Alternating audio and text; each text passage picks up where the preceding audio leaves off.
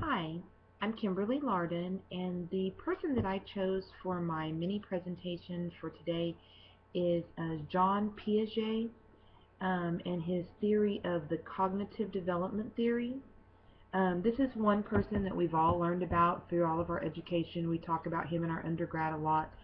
Piaget developed basically a theory about the four stages of development for children. He believed that children go through developmental stages, which is what prepares them and helps them to learn in each stage of their learning.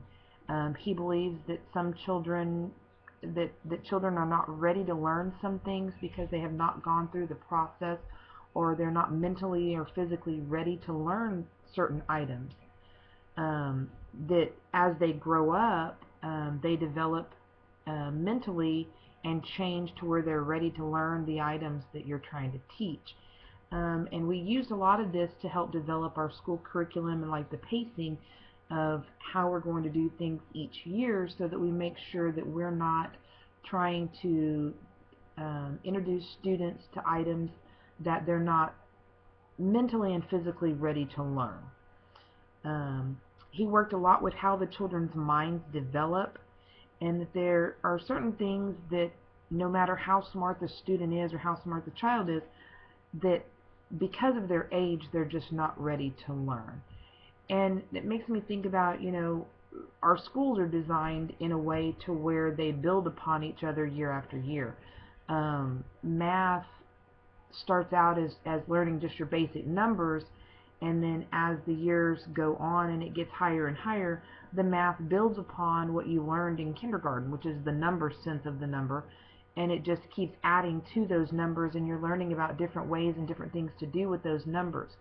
And it kind of goes back to the old saying, is if you can't put the cart before the horse, there's a reason why things go in a certain order and a reason why things happen the way they do, and it's so that things go together and work together better.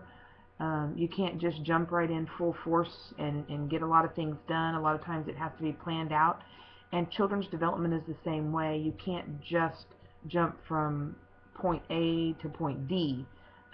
There's some information in the middle there that they have to be mentally and physically ready to learn about before we can get to that point. And I thought about, we've had just recently this year it went into with the new texts that have taken place,